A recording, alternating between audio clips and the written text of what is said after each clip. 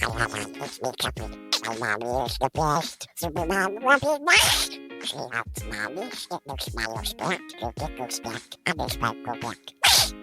You wait for the straw. Brush. Get ready for Pet Super's ugly. Pet Super's glad.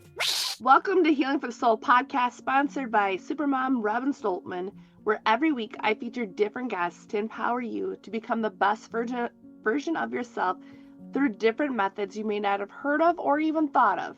If you are ever looking for a virtual assistant, I highly recommend Sphere Rocket to delegate any business-related tasks like grow your social medias, book appointments, and much more that all businesses require, boosting your sales, productivity, and much more. The link to Sphere Rocket is at the bottom of this episode, and this is Season 6, Episode number 37. And today I have my guest, Paul Petera, who is a seasoned leadership executive with more than 30 years of experience in financial services, risk management, and organizational culture. He spent his career helping individuals and teams grow by leading with intention, building psychological safety, and fostering cultures of continuous improvement. Paul is also the founder of Petera Leadership Group and an advocate for mentoring, coaching, on elevating women in leadership.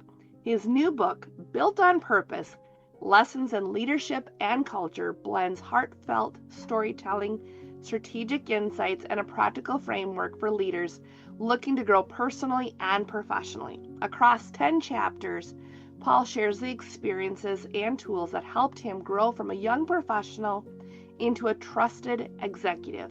He explores themes such as self-awareness, emotional intelligence, intentional cultural design, and mentoring with vulnerability and clarity. The book concludes by helping readers reflect on what truly matters in their own leadership journeys. And today, let's find out more as we are talking about purpose-driven leadership. And thank you, Paul, so much for being here with our audience today. I greatly appreciate it. Grateful to be here. Thanks for having me. So, why is good leadership such an outlier? It's a great question. We could probably spend a ton of time on. From my personal observation, I don't think that collectively in the United States that our leadership prowess has grown at the same rate that other disciplines have grown. Certainly not technology and operations. I think that's due to a couple of reasons. First of all, it takes effort and it takes intention. And I think there's a couple of things at play there. Number one, I don't know if organizations consistently invest in their people and in their people's leadership development the way that they probably would like to. It tends to be one of the first things that's cut when organizations are looking to trim their budgets. So part of it is just that consistent attention to leadership development. Some of that is also impacted a little bit by the fact that people don't typically stay in organizations as long as they used to. So it's a little bit harder to justify the return or compute the return on investment that folks would like. The other part, though, is us individually. We have to invest in our own development. It has to be important to us. I've always said, if it's important to you, you'll prioritize it. If you prioritize it, you'll do it. If you do it, you'll get better at it. And so I think we individually are not off the hook. We bear some responsibility here. And I think sometimes we get buried in the, how do I meet this month or this quarter's, goals, without a full understanding that playing the long game is growing as a leader intentionally building strong cultures for the long haul, and those things becoming a flywheel effect on the actual measurements that you're being held to outwardly. I would agree with you, especially like for a lot of things in like the organization when you talked about like for the personal growth, for that part of it, I know like that's the very first thing that gets cut, but it also at the same time it hurts the organization when they're doing that. And then like one of the things that boggles my mind yet, like even in doing work with one-to-one, is that people are like, well, they don't want to do the work, but like some people they'll pay, but then they don't really want to do the work.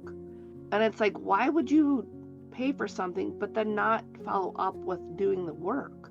It's so much more rewarding. It is. It's somewhat perversely a microcosm of society, period. We've got shorter attention spans. It's a lot easier to pay somebody to do a thing than to do the thing yourself. And so some of it's that, there's this constant barraging of folks from the outside in to gain, that 4 seconds of your attention. It's just gotten really noisy. And I think a lot of ingredients have led individuals and companies to not consistently prioritize what is really a long game. I would agree with you, because it is a long-term game. That is what I've been finding out. I'm like, you seem to think after so much developing oneself that you could be done like after 7 years. I'm still going. One person is still going. I pretty much figured out, like, once you get in it, you're constantly developing, constantly evolving, keep expanding, keep doing more. So why is the self-awareness the most overlooked truth in leadership? Well, first, because it's invisible. It's not something you can outwardly manage. Like I said, leaders are trained to focus outward on goals and metrics and performance and results. But the most powerful leadership starts inward. In fact, the way that I laid the book out sort of emphasizes that. The first third of the book is self-awareness, authenticity, purpose, intentionality, humility.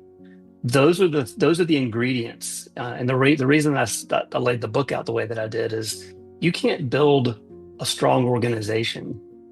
You can't build a sustainable leadership model if you haven't built those things for yourself first. If we don't understand our own values or the impact we have on others, then we can't truly lead others.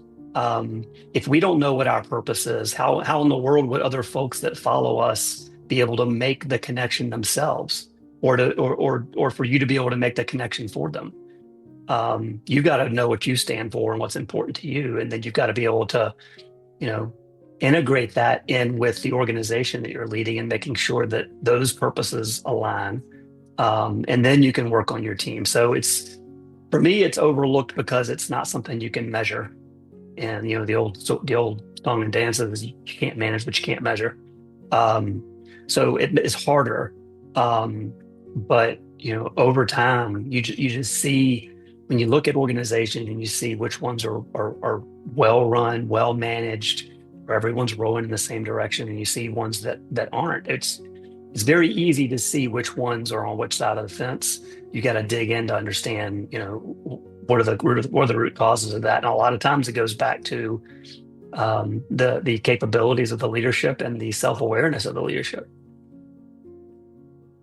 I was gonna say, it's reminding me of, like, as a family, like when we're in a family organization, it's like you can see like who's raising their children to be successful and those who don't raise them to be successful. It's very much that way. Like I was telling my husband, I'm like, when you get two people that are followers, the children grow up just to be followers in the world. That's why I'm like, it works better when you get at least one of the parents, the mom or the dad, to be the leader.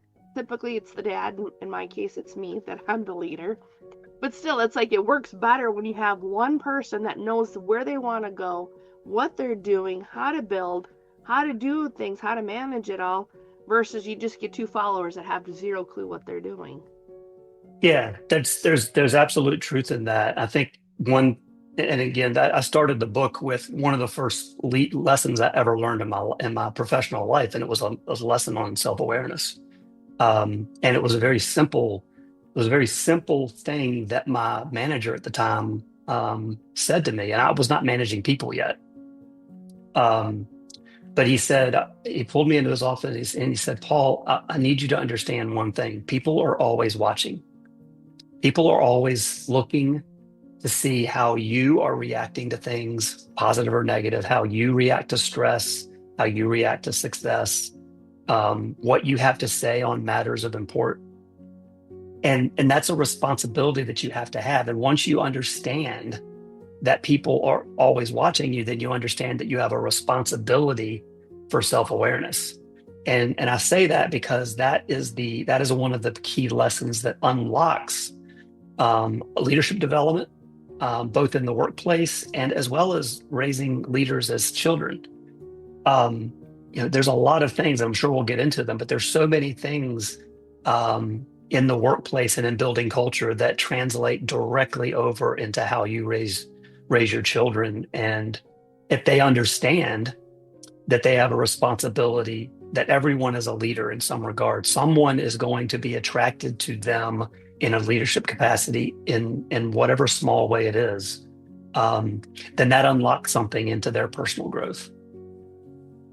I love that. I just love talking about the leadership part of it, because I'm thinking about like what you had said for the self-awareness part of it. You do have to become aware of it, very much of what you're good at, what your skills are. Mm-hmm. And then like one of the things for me, so one of the questions that I have is like in leadership, we're often told like to focus on your strengths versus your weaknesses. What's your take on choosing to not develop the weaknesses and instead just focusing solely on the strengths?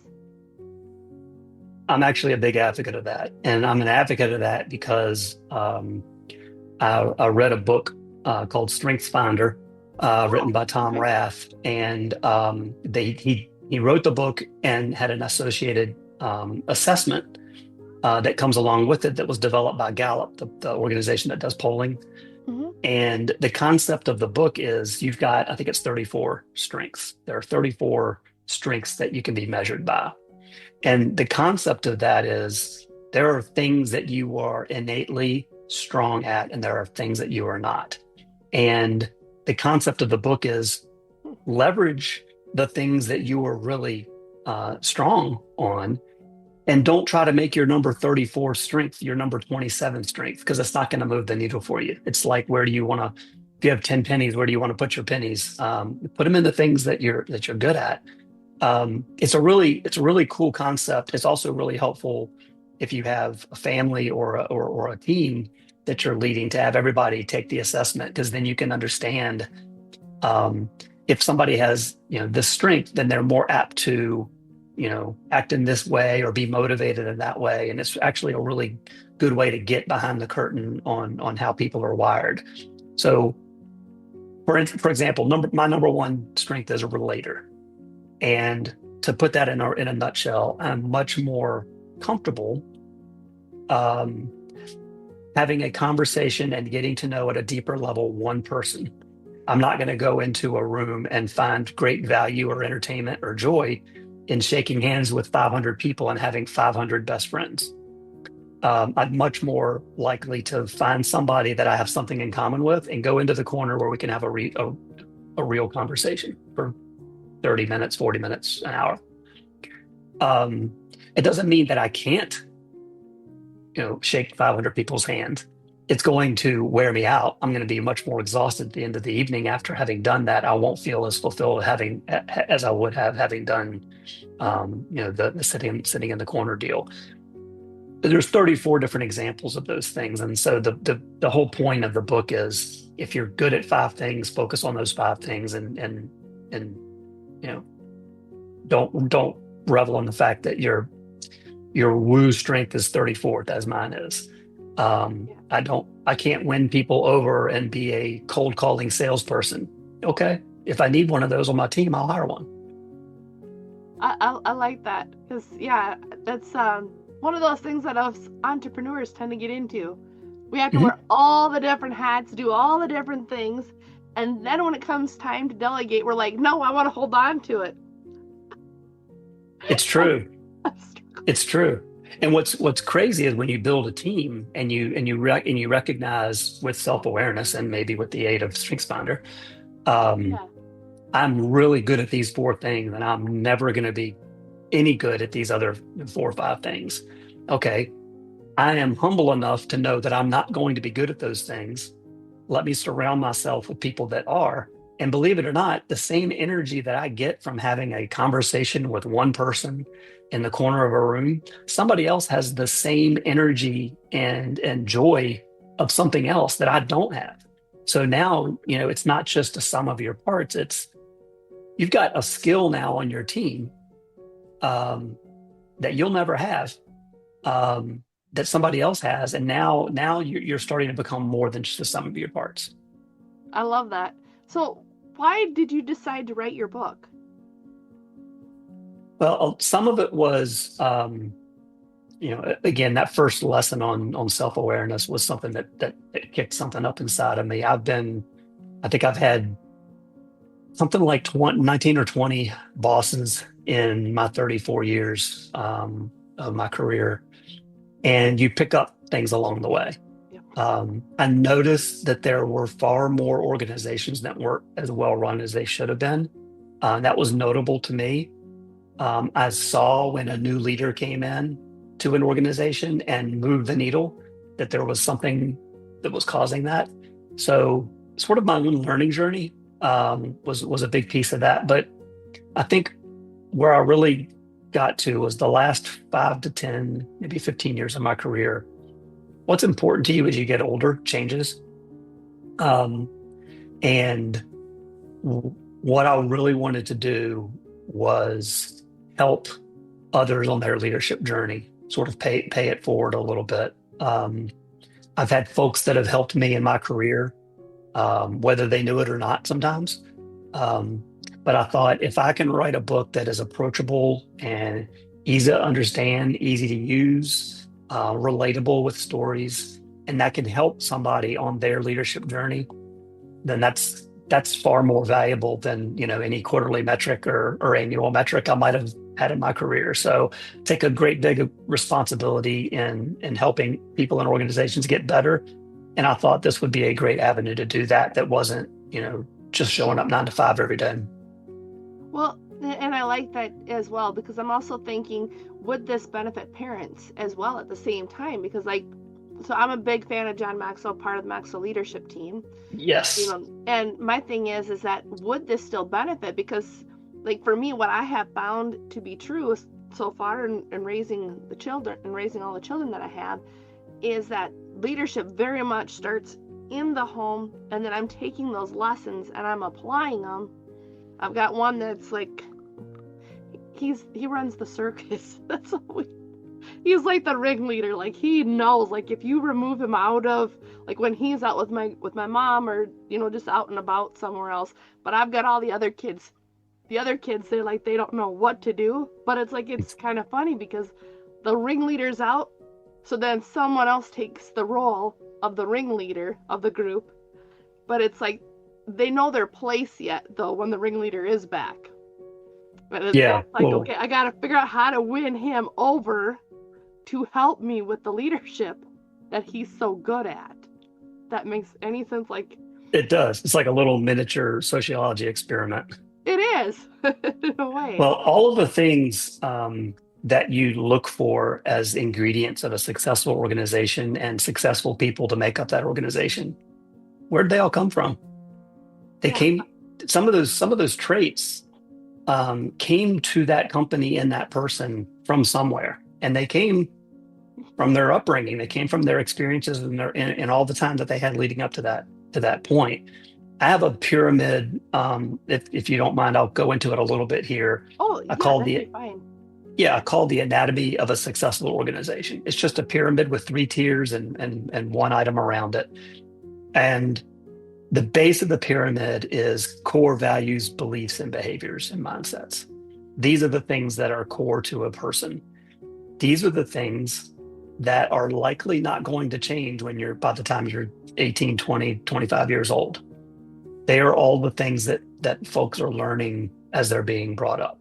This is a huge responsibility of parenting. Obviously, some of this is nature versus nurture, but it's a huge piece. And as you see folks that are in their teens and growing up into their 20s, you can tell. How many times have you heard somebody say, "Well, you've done a great job with him or her. They were raised right." Okay, so there's a piece of that. There's this core piece, and you hope that the core values, beliefs, and mindsets of that person align with yours as a leader and with the organizations as a whole. It's just that, and that's why it's the base of the pyramid. The middle is skills and competencies, and those are things that ideally you are learning and growing your entire life. But you're also coming to that organization with those skills and competencies. Again, those are things that you're learning and developing in your formative years. So there's a translation to parenting and upbringing there. Clarity of goal and clarity of purpose is the top of the pyramid. And I feel like that's more, it's not 100% on the leader, but the majority of the responsibility of that lies with the leader to, understand their purpose and their goals, the organizations, and make sure that the folks in the organization have that clarity as well. So I would say that's maybe an 80-20 responsibility there. And then the big accelerator, I say, in an anatomy of a successful organization is trust. In my pyramid, the word trust goes around all three sides.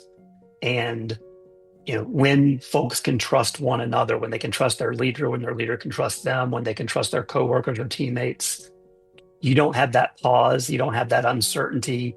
You can just go. I trust you to do your job. I trust you'll tell me something and you'll follow through on it.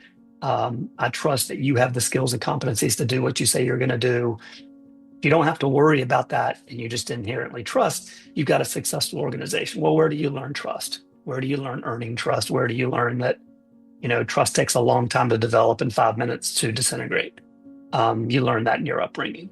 So all of the things that you look for in a successful organization, you're going to develop and learn when you're when you're being raised as a child. Yeah, 100% on that, because that's like we live out our life script, what we learn from childhood, from that conception to 8 years old. And it's one of those things that unless you're willing to pay the money to do something like hypnosis to change it, it's not going to change. It's just one of those things. So what inner work must leaders do before they can build these strong teams? They have to get clear on who they are, what they stand for, what they're willing to compromise, what they're not willing to compromise on. These are sort of core to, who you are as a leader. They need to reconcile their ego with their purpose. They need to slow down enough to reflect rather than just react. When you've done that work and you know your values and what your blind spots are, you've acknowledged them and you're willing to be vulnerable, then you can show up for your team in a way that builds trust and builds credibility. It also, I like to use the term slow the game down.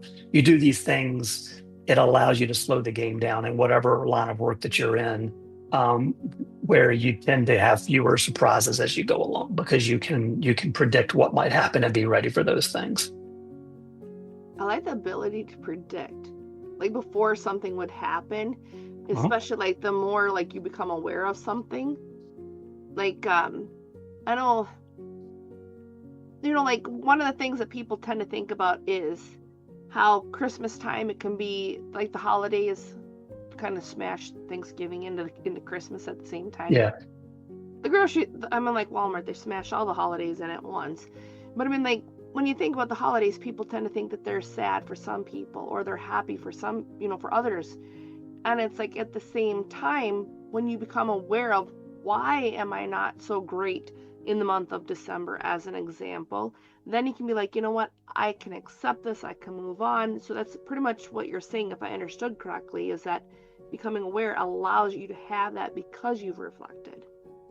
When you're able to reflect, I'm gonna hit that on two different fronts. Yeah. When you are able to slow the game down, what that does, you've created room for reflection and thought. That allows you then to, and I talk about it in the book a little bit, the 4 Ps. You plan, you prioritize, you prepare, and you practice. Those are the things that you do in advance that allows you to not have to react later. And that's super, super important. So you have a plan for your family, you have a plan for your children's growth and education and development. Maybe you break that out into years or groups of years, or maybe even shorter increments than that. You prioritize if this is important to me, then some things are not going to be able to make the cut. I cannot spend time on those right now. And everybody needs to know what those things are, includes least of all you, or most of all you. You need to prepare for what might happen, so that you have a backup plan. That allows you to, if something happens that you maybe didn't plan as your main course, that you can say, okay, I knew this might happen. I'm going to do this. And then practice. I needed to make a 4P. A lot of it's just getting reps, but the real key there is experience. One thing that I found is there's no substitute. 25-year-old me wouldn't have known this. There's no substitute for experience. No. The reason that I'm far less surprised about things now than I was when I was 25 is because I've seen some version of them multiple times in the last 30 years. There's no substitute for experience. And again, when I was 25 years old, I knew the job that I did, and I was proficient at the job, but that had nothing to do with how does the organization run? How do you influence other people? How do systems work? How does this organization get impacted by this organization and vice versa? How do people operate? What are their buttons, the good ones to push? And all of that comes from experience. And just like the law of compounding, when you're investing, you may gradually increase your savings, but if you continue doing it month over month, you get to a point 20 or 25 years later where there's an accelerant to your balances because it's compounded over time. It's the same thing as experience. You'll be able to call on experiences from 20 years ago that seemingly had nothing to do with what you're doing right now, just like that, if you're self-aware. That is very true. And then it's exciting when something comes back up and you're like, oh, wait a minute, I remember this from before on how I handled it before. What can I do differently now so I don't make the same mistake? That's exactly right. Paul Petera today is in many ways a different person from Paul Petera 30 years ago. And it's because of all of those sets of experiences and failures and successes. Yeah, and that's the beautiful part. So before we close our show today, what's the best way for our audience to get in contact with you? So I have a website, which is paulpetera.com, PAULPETERA. And that is the main page of that website is all about the book that we just released last month. But there's contact information there. There's other pages for services that I can provide. But if you're interested about leadership, if you're interested about organizational culture or self-awareness or any of the topics that we talked about today, I'm always happy to have that conversation. It's just another avenue where I can potentially help others get better on their journey. Awesome. So what was the name of your book? You said it's Built on Purpose. And where can people find it at? Built on Purpose, Lessons in Leadership and Culture. You can go to the website. There's links for it there, but it is being sold both directly on my website as well as on Amazon in all three formats right now: hardcover, paperback, and audio or ebook through Kindle. Looking at potentially doing audiobook. Right now, it's those three avenues. Awesome. So I just love that because I like the leadership, like I said, for being able to, everything you talked about is very, very important. So I just want to remind everybody to be sure to like, share, comment, and subscribe to Healing for the Soul podcast and keep coming back for more episodes. Thank you for your time and your energy while listening to today's episode of Healing for the Soul podcast. That's all for now, folks. Make sure you submit to get you for fun. Help that fall bucket. Destroy. Quack, quack. Bye-bye. Well, we'll next time. Now you got it.